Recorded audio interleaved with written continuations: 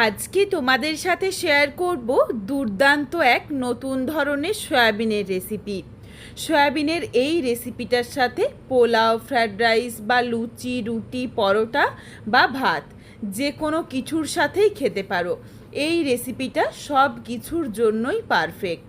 বন্ধুরা, তোমরা তো অনেকভাবে সয়াবিন রান্না করেছো, তবে তোমাদের কাছে আমার অনুরোধ রইল একবার হলেও এইভাবে রান্না করে দেখো। তারপর আমায় কমেন্ট করে জানিও যে রেসিপিটা তোমাদের কেমন লাগলো। নমস্কার বন্ধুরা, শুভমিতা ব্লগে সবাইকে স্বাগত জানাই।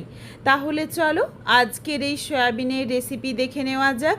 তবে কেউ স্কিপ করো না, স্কিপ করলে আমি কি পদ্ধতিতে রান্নাটা করলাম বা কখন কোন মশলার কিভাবে বা কতটা পরিমাণে ব্যবহার করলাম সেটা তোমরা মিস করে যাবে, তখন হয়তো খেতে এতটা ভালো হবে না। এখানে আমি প্রথমেই ছোট প্যাকেটের 1 প্যাকেট সয়াবিন নিয়ে নিয়েছি। জলটা গরম হতে দিয়ে জল যখন গরম হয়ে গেছে তারপর সয়াবিনগুলো পুরোটাই একসাথে দিয়ে দিচ্ছি আর সয়াবিনটা 1 ফুট ফুটে যাওয়া অবধি অপেক্ষা করব। সুন্দরভাবে দেখো যখন জলটা ফুটে উঠেছে সেই সময় গ্যাসের ফ্লেমটা অফ করে সয়াবিনটা একটা ঝুড়িতে ঢেলে নিয়েছি। পুরো জলটাই বেরিয়ে যাবে, তাহলে কিন্তু একদম ঝরঝরে হয়ে যাবে। আর যদি মনে হয় যে এক্সট্রা জল রয়েছে সেই ক্ষেত্রে অবশ্যই হাতে করে জলটাকে চেপে নিও। আর নিয়েছি মাঝারি সাইজের একটা আলুগুলোকে একটু ছোট করেই টুকরো করে নিয়েছি। এখানে আমি যতটা পরিমাণে আলু বা সয়াবিন নিয়েছি তার পরিমাণ অনুযায়ী সমস্ত মশলা নিচ্ছি। এরপর তোমরা যদি কোনো কিছুর পরিমাণ কম বা বেশি করে নাও সেই ক্ষেত্রে মশলার পরিমাণটাও কম বা বেশি করে নিও। কড়াই গরম করে প্রথমে অল্প একটু সর্ষের তেল গরম করে নিয়েছিলাম আর জল ঝরিয়ে রাখা সয়াবিনগুলো দিয়ে সামান্য একটু লবণ দিয়ে উল্টে পাল্টে হালকা লাল করে ভেজে নিয়েছি। খুব বেশি ভাজবো না, তখন কিন্তু শক্ত হয়ে যাবে, খেতে ভালো লাগবে না।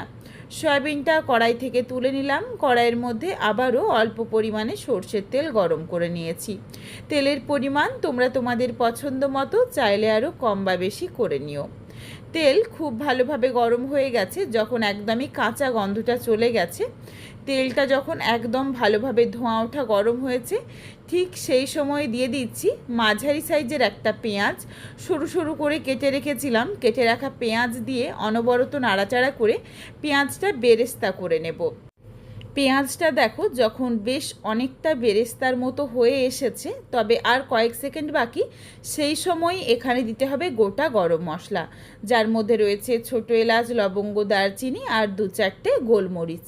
এগুলো দিয়ে নাড়াচাড়া করে একটু মিশিয়ে নিয়েই প্রায় 5-7 সেকেন্ড মতো তারপর তেলটা ঝরিয়ে পেঁয়াজের বেরেস্তাটা মিক্সিং জারের মধ্যে তুলে রাখছি। এটা ঠান্ডা হয়ে যাক, তার মধ্যে বাকি রান্নাটাও বেশ কিছুটা এগিয়ে রাখছি। এটা ঠান্ডা হতে হতেই তারপর এর সাথে আমি আরও কিছু অ্যাড করব, তারপর এই মশলাটার পেস্ট বানাবো।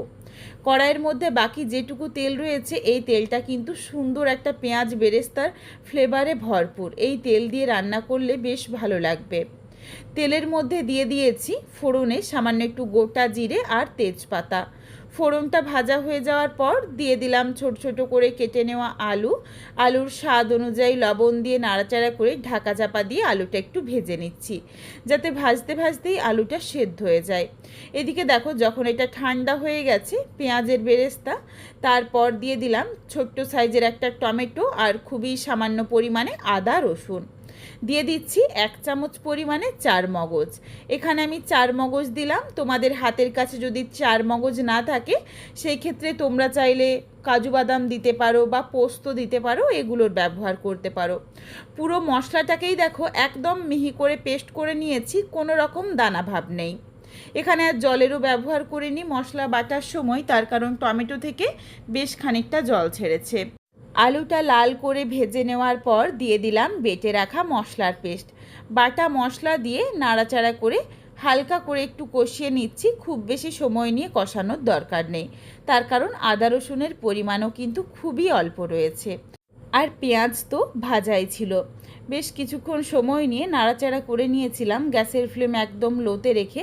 তারপর কিছু গুঁড়ো মশলা দিয়ে দিচ্ছি। প্রথমেই দিয়ে দিলাম ঝালের পরিমাণ অনুযায়ী লঙ্কার গুঁড়ো, তোমরা যেমন ঝাল খেতে পছন্দ করো সেই বুঝে দিয়ে নিও। আর দিয়েছি দুটো ফাটিয়ে নেওয়া কাঁচা লঙ্কা, এরই সাথে দিয়ে দিলাম অল্প পরিমাণে জিরের গুঁড়ো আর সামান্য একটু হলুদের গুঁড়ো।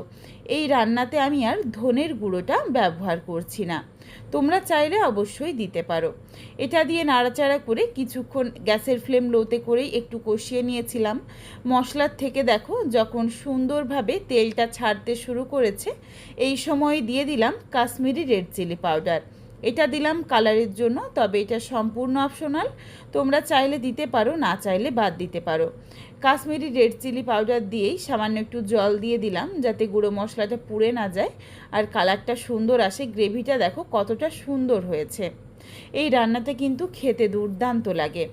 গ্রেভির জন্য আমি এখানে আরও একটু জল দিয়ে দিয়েছি, তবে এখানে তোমরা যেমন গ্রেভি রাখতে পছন্দ করো সেই বুঝে জলটা দিও। এখানে আমি দিয়ে দিলাম সামান্য একটু চিনি যাতে টেস্টটা ব্যালেন্স হয়ে যায়।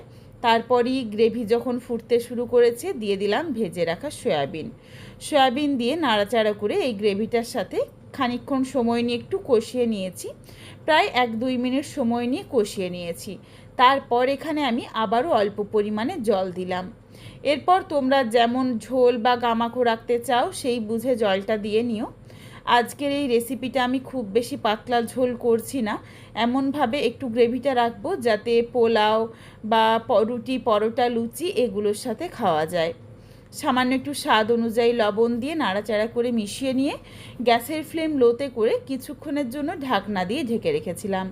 এর মধ্যে আলুটাও খুব ভালোভাবে সুসেদ্ধ হয়ে গেছে আর সয়াবিনের মধ্যেও দেখো খুব ভালোভাবে মশলাগুলো ঢুকে গেছে, সয়াবিনগুলো বেশ ফুলে উঠেছে। রেসিপিটা রেডি হয়ে গেছে। তারপরই গ্যাসের ফ্লেম অফ করে দিয়ে, এখনও গরম রয়েছে, এই সময় দিয়ে দিলাম 1/2 চামচ পরিমাণে ঘি দিয়ে নাড়াচাড়া করে মিশিয়ে নিলাম। এরপর ঢাকনা দিয়ে রাখছি 5 মিনিটের জন্য স্ট্যান্ডিং টাইমে, যাতে এই ঘিয়ের সুন্দর গন্ধটা রান্নাটার সাথে মিশে যায়। তারপর রেসিপিটা নামিয়ে নেব। এখানে তো আর গরম মশলা গুঁড়ো দেওয়ার দরকার নেই, তার কারণ প্রথমেই দিয়েছি। এখানে আমি তোমাদের বলি, যারা ঘিটা খেতে পছন্দ করো না তারা চাইলে কিন্তু এখানে ধনেপাতা কুচি দিতে পারো বা কাসৌরি মেথির পাতা দিতে পারো, এগুলো কিন্তু দেওয়া যেতে পারে, তবে অবশ্যই তোমাদের পছন্দ মতো। এই রান্নাটা যদি লুচি বা রুটি, পরোটার সাথে খাও তাহলে কিন্তু ঘিয়ের পরিবর্তে অবশ্যই কাসৌরি মেথির পাতা দিয়ে নিও। রেসিপিটা দেখো নামিয়ে নিয়েছি, সুন্দর একটা গ্রেভি হয়েছে আর এই রান্নাটা কিন্তু খেতে দুর্দান্ত লাগে। বন্ধুরা, সয়াবিন তো তোমরা অনেকভাবে রান্না করেছো, তবে তোমাদের কাছে আমার অনুরোধ রইল একবার হলেও এইভাবে রান্না করে দেখো। তারপর আমায় কমেন্ট করে জানিও যে রেসিপিটা তোমাদের কেমন লাগলো। আজকের এই সয়াবিনের রেসিপি তোমাদের যদি ভালো লাগে তাহলে লাইক করো, শেয়ার করে প্রিয়জনদের দেখার সুযোগ করে দিও। আর তোমরা যদি এই ধরনের নিত্য নতুন ঘরোয়া রেসিপি আরও দেখতে চাও তাহলে অবশ্যই আমার চ্যানেলটিকে সাবস্ক্রাইব করে পাশে থাকা বেলটি অন করে অল নোটিফিকেশন অন করে দিও, যাতে আমার প্রত্যেকটা রেসিপির নোটিফিকেশান সবার প্রথমে তোমাদের কাছে পৌঁছে যায়। আবারও খুব শীঘ্রই দেখা হচ্ছে নতুন কোনো এক রেসিপি নিয়ে। পরবর্তী রেসিপি দেখার আমন্ত্রণ রইল। পুরো ভিডিওটা দেখার জন্য অসংখ্য ধন্যবাদ। আজকে আসি, সবাই ভালো থেকো, সুস্থ থেকো। আবারও দেখা হচ্ছে ঘরোয়া নতুন কোনো এক রেসিপির সাথে।